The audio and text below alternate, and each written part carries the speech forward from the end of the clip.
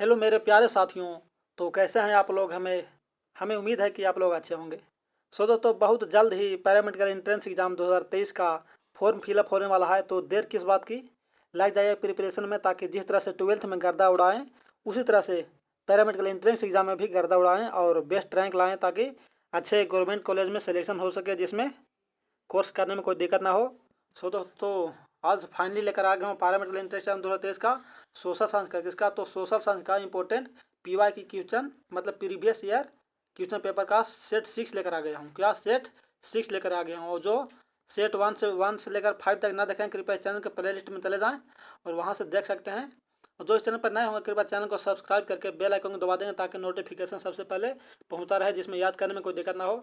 तो चलता हूँ सेट नंबर 6 का। और सोशल साइंस में देखिए, विशेष ध्यान दीजिएगा सोशल साइंस में इस प्रकार से, क्योंकि सोशल साइंस में सबसे अधिक कितना, तो 20 क्वेश्चन पूछा था। एक क्वेश्चन कितना, तो 5 मार्क्स का था। 20 × 5 कितना हो गया, तो 100 मार्क्स का। मतलब सबसे ज़्यादा क्वेश्चन पूछा जाता है तो सोशल साइंस से पूछा जाता है।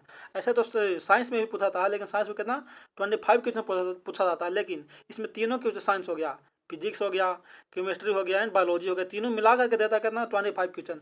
और यही एक सोशल साइंस मात्र एक ऐसा है जो 20 क्वेश्चन देता है, ऐसा ही डायरेक्ट। तो 20 × 5 कितना हो गया, तो 100, मतलब 100 मार्क्स का पूछा था सोशल साइंस से। तो सोशल साइंस पर विशेष ध्यान दीजिएगा, चाहे कोई भी यूट्यूब चैनल से देखें, लेकिन सोशल साइंस पर विशेष ध्यान दीजिएगा। तो चलता हूँ आज का सेट नंबर 6 का फर्स्ट क्वेश्चन में। सेट नंबर 6 का फर्स्ट क्वेश्चन क्या बोल रहा है, सो देख लेते हैं। यहाँ पर ही बोल रहा है इसमें कि कौन सा देश, क्या बोल रहा है, कौन सा देश विभिन्न विभिन्न दालें उगाता है। विभिन्न दाल मतलब उगाता है, कौन सा देश उगाता है? ऑप्शन ए में चीन, बी में बोल रहा है ब्राजील, सी में है भारत एंड डी में बोल रहा है मैक्सिको। तो इसका राइट आंसर हो जाएगा ऑप्शन सी हो जाएगा। अर्थात क्या, तो भारत। भारत में विभिन्न तरह के दालें उगाता है, समझे? जैसे चना का दाल हो गया, मसूर दाल हो गया, अरहर हो गया, और इसी प्रकार से इत्यादि। आगे चलते हैं सेकंड में। सेकंड क्वेश्चन क्या बोल रहा है कि धान की खेती के लिए ठीक जलवायु है। कौन सा जलवायु ठीक है, मतलब कहाँ में बोल रहा है ठीक जलवायु है, कहाँ में सबसे अधिक जलवायु है? बोल रहा है कि मध्य प्रदेश में ऑप्शन ए में, बी में बोल रहा है गुजरात में, सी में राजस्थान में एंड डी में बोल रहा है बिहार में। तो दो का राइट आंसर क्या होगा, ऑप्शन डी हो जाएगा। अर्थात कहाँ, तो बिहार में धान की खेती के लिए सबसे अधिक जलवायु, मतलब अच्छा जलवायु है कहाँ, तो बिहार में है धान की खेती के लिए।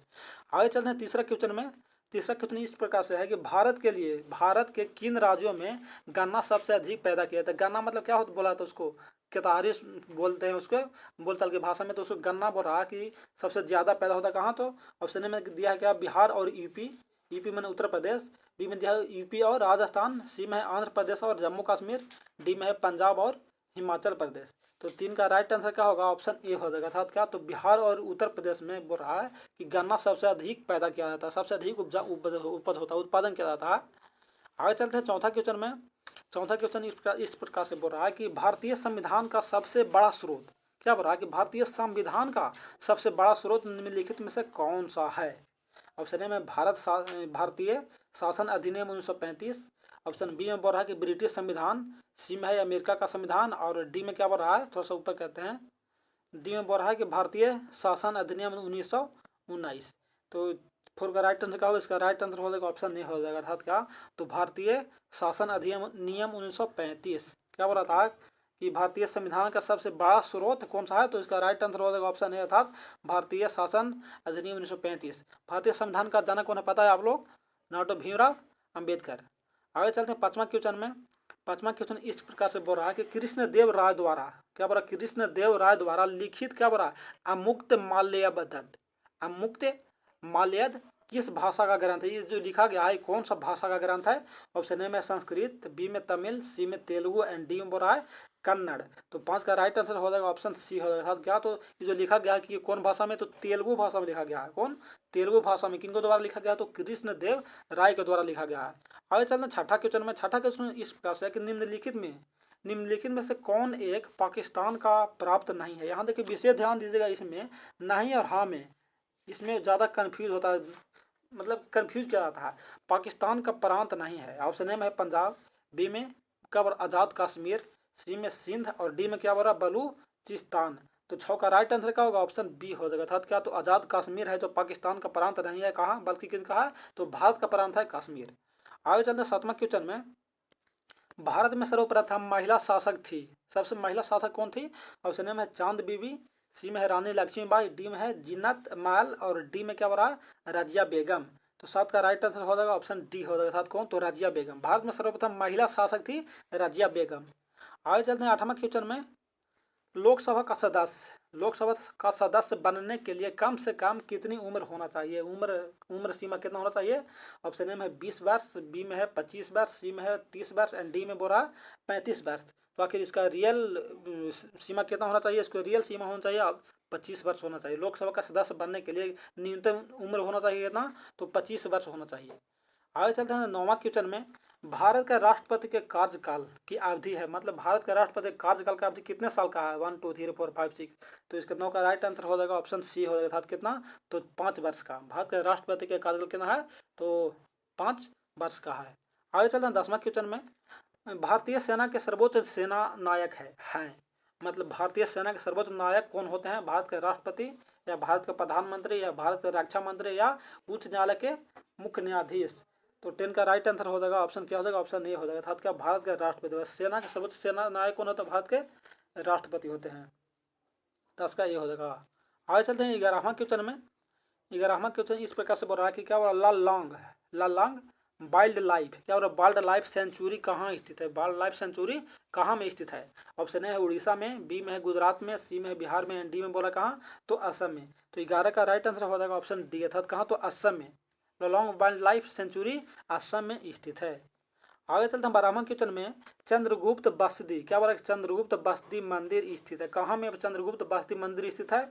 ऑप्शन ए में है श्रवण बेलगोला में, बी में है राजगीर में, सी में है नालंदा में और डी में बोल रहा कहाँ? तो बोधगया में। तो 12 का राइट आंसर क्या होगा? ऑप्शन ए हो जाएगा अर्थात कहाँ? तो श्रवण बेलगोला में चंद्रगुप्त बसदी मंदिर स्थित है, श्रवण बेला में स्थित है। आगे चलते हैं 13वां क्वेश्चन में। 13वां क्वेश्चन इस प्रकार से बोल रहा है कि कथा, क्या हुआ? सरित सागर, कथा सरित सागर में उल्लेख है कि सरित सागर में क्या उल्लेख किया गया है? तो महेंद्रादित्य के पुत्र विक्रमादित्य, कौन? महेंद्रादित्य के पुत्र कौन है? तो विक्रमादित्य ने हुनों को परास्त किया था। वह विक्रमादित्य कौन था? विक्रमादित्य कौन था? इसमें इसी में देखिए 3-4 को क्वेश्चन बन गया। पहला क्या बोल रहा है कि महेंद्रदित्य का पुत्र कौन था? तो विक्रमादित्य। और दूसरा क्वेश्चन जो बोल रहा है वह वाला हो गया। और वही बात तीसरा हो गया कि वह विक्रमादित्य कौन था? इसमें भी वही हो गया। तो ऑप्शन ए में दिया है चंद्रगुप्त मौर्य, बी में दिया चंद्रगुप्त द्वितीय विक्रमादित्य, सी में है कुमारगुप्त विक्रमादित्य एंड डी में है स्कंदगुप्त विक्रमादित्य। तो 13 का राइट आंसर क्या होगा? 13 का राइट आंसर हो जाएगा ऑप्शन डी हो जाएगा अर्थात क्या? तो स्कंदगुप्त विक्रमादित्य कहा। वह विक्रमादित्य कौन था? तो स्कंदगुप्त विक्रमादित्य था। आगे चलते 14वां क्वेश्चन में। शाहबाजगढ़ी, क्या बोला? शाहबाजगढ़ी का अशोक का सप्तम शिलालेख, सप्तम मतलब सातवां शिलालेख किस लिपि में उत्तीर्ण है? किस लिपि में लिखी गई है? ऑप्शन ए में है ब्राह्मी लिपि, बी में है खरोष्टी लिपि, सी में है यूनानी लिपि एंड डी में है अरमाइक लिपि। तो 14 का राइट आंसर हो जाएगा ऑप्शन बी हो जाएगा अर्थात क्या? तो खरोष्टी लिपि में सप्तम शिलालेख जो अशोक का लिखा गया कहाँ में? तो शाहबाजगढ़ी में। कौन सा लिपि में लिखा गया है? तो खरोष्टी लिपि में लिखी गई है। आगे चलते हैं 15वां क्वेश्चन में। बोला कि त्रिकोणात्मक मतलब 3 कोण वाला आत्मक संघर्ष में मुख्य रूप से भागीदार कौन थे? संघर्ष रूप में मुख्य भागीदार कौन थे? ऑप्शन ए में है प्रतिहार, पाल एवं राष्ट्रकूट, यथी दिया गया कूट दिया गया है। ऑप्शन बी में है प्रतिहार या पाल या पुष्यभूति। ऑप्शन सी में है प्रतिहार, पाल या चोल। ऑप्शन डी में क्या बोल रहा है? प्रतिहार, चोल या पाल। देखिए पाल सब में यूनिक है, पाल मतलब चारों में था। तो 15 का राइट आंसर क्या हो गया? ऑप्शन ए हो जाएगा अर्थात क्या? तो प्रतिहार, पाल एवं राष्ट्रकूट। त्रिकोणात्मक संघर्ष में मुख्य रूप से भागीदार कौन थे? तो प्रतिहार, पाल एवं राष्ट्रकूट थे। आगे चलना 16वां क्वेश्चन में। हरित क्रांति की सफलता निम्नलिखित की उपलब्धता पर निर्भर था। हरित क्रांति किसे बोलता है? हरित क्रांति बोला जाता है किसे? तो गेहूं को बोला जाता है हरित क्रांति बोला जाता है गेहूं को।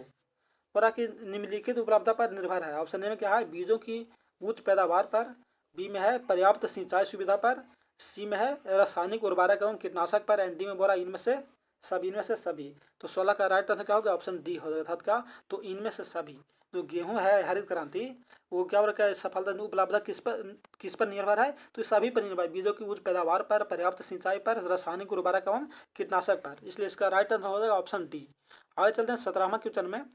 निम्नलिखित में से सबसे बड़ा एकल साधन का एक सबसे बड़ा एकल साधन कौन सा है जिसमें भारत में राजस्व कर से सरकार को आय होती है। वही कर मतलब यहाँ का क्या समझे, टैक्स। टैक्स से सरकार को आय होती है। ऑप्शन में ए में क्या हो रहा है, उत्पाद शुल्क, बी में है सीमा शुल्क, सी में है व्यक्तिगत आय मतलब व्यक्तिगत कर, और डी में है निर्गमित कर। तो 17 का राइट आंसर हो जाएगा क्या, ऑप्शन ए हो जाएगा। था क्या, तो उत्पाद शुल्क हो जाएगा। क्या होता है, जिसमें भारत में राजस्व कर से सरकार को आय होता है, कौन, तो उत्पाद कर से। आगे चलते हैं 18वां क्वेश्चन में देख लेते हैं। निम्नलिखित में से कौन सा केंद्रीय सरकार कर नहीं मतलब केंद्रीय टैक्स नहीं है। यहाँ क्या बोला, केंद्रीय टैक्स नहीं है। ऑप्शन ए में दिया है आयकर, बी में है भूमि राजस्व, सी में है सीमा शुल्क, और डी में है उत्पाद शुल्क। तो 18 का राइट आंसर क्या होगा, इसका राइट आंसर हो जाएगा ऑप्शन बी हो जाएगा था। कौन, तो भूमि राजस्व है जो केंद्रीय सरकार कर नहीं है, केंद्रीय सरकार टैक्स नहीं है। आगे चलते हैं 19वां क्वेश्चन में।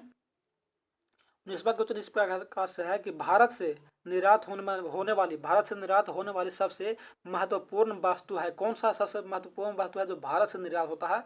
ऑप्शन ए में चमड़ा का सामान, बी में है कपड़ा, सी में है चाय, एंड डी में क्या बोल रहा है, चावल। तो 19 का राइट आंसर क्या हो गया, ऑप्शन बी हो जाएगा था क्या, तो कपड़ा। भारत से सबसे अधिक निर्यात होने वाला सबसे महत्वपूर्ण वस्तु कौन है, तो कपड़ा, क्लोथ है, कपड़ा। आगे चलते हैं 20वां क्वेश्चन में। 20वां क्वेश्चन इस प्रकार से बोला कि भारतीय रिजर्व बैंक ने भारत के विदेशी व्यापार में धन लगाने में मदद की। किसके द्वारा मदद किया है। ऑप्शन ए में है नाबार्ड के द्वारा, बी में है एक्जिम बैंक के द्वारा, सी में है IDBI के द्वारा, और डी में बोला है स्टेट बैंक ऑफ इंडिया के द्वारा। तो 20 का राइट आंसर क्या होगा, ऑप्शन बी हो जाएगा। ऑप्शन क्या होगा, ऑप्शन बी हो जाएगा, एक्जिम बैंक के द्वारा। भारतीय रिजर्व बैंक में भारत के विदेशी व्यापार में धन लगाने में मदद के कौन, तो एक्जिम बैंक के द्वारा किया गया है। आगे नहीं है, बस इस सेशन में इतना ही। फिर मिलते हैं अगले सेट के सेशन में, तब तक के लिए जय हिंद।